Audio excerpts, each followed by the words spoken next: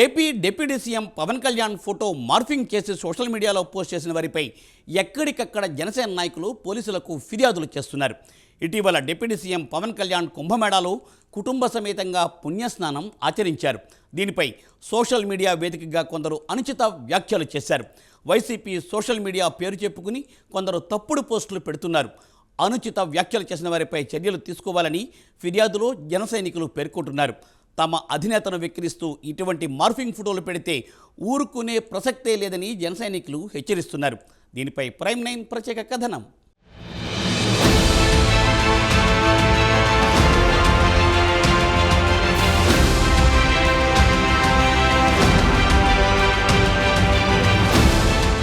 AP deputy CM Pawan Kalyan photo morphing చేసి social మీడియాలో పోస్టులు పెట్టిన వారిపై బాపట్ల టౌన్ పోలీస్ స్టేషన్లో జనసేన నాయకులు ఫిర్యాదు చేశారు.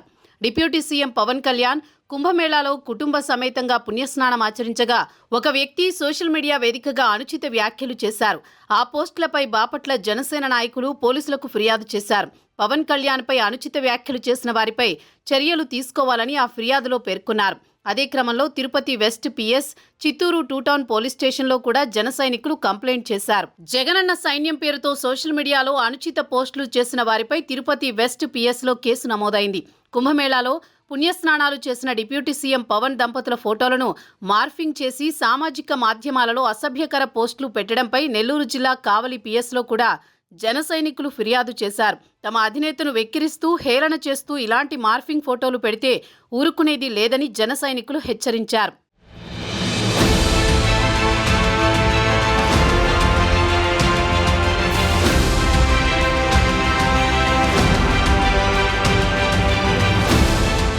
ఆంధ్రప్రదేశ్లో కూటమి ప్రభుత్వం అధికారంలోకి వచ్చిన తర్వాత సోషల్ మీడియాలో అనుచిత పోస్టులు, వ్యాఖ్యలు చేసిన వైసీపీ సోషల్ మీడియా కార్యకర్తలపై కేసులు నమోదయ్యాయి. చాలా మందిని అరెస్టు కూడా చేశారు. సోషల్ మీడియాలో ఇష్టానుసారం పోస్టులు పెట్టినా, అనుచిత వ్యాఖ్యలు చేసినా కఠిన చర్యలు ఉంటాయని ఏపీ ప్రభుత్వం చట్టం కూడా చేసింది.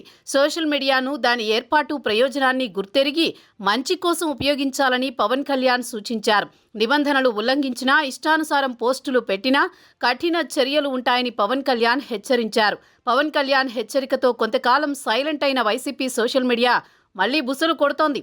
పవన్ కుటుంబ సమేతంగా కుంభమేళాలో స్నానమాచరించిన ఫోటోలను వక్రీకరించి చూపిస్తున్నారు. దీంతో మళ్లీ అలాంటి పనులు చేసిన వారిపై కేసులు నమోదవుతున్నాయి.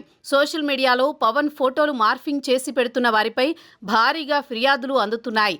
ప్రయాగ్రాజ్లో వైభవంగా జరుగుతున్న మహాకుంభమేళాకు AP deputy CM Pawan Kalyan కుటుంబ సమేతంగా వెళ్లారు. తన సతీమణి అన్నా లెజ్నేవా, కుమారుడు అఖిరానందంతో కలిసి పుణ్యస్నానం ఆచరించారు. పవిత్ర త్రివేణి సంగమం వద్ద పవన్ ప్రత్యేక పూజలు చేశారు. పవన్ వెంట సినీ దర్శకుడు త్రివిక్రమ్ శ్రీనివాస్ కూడా ఉన్నారు.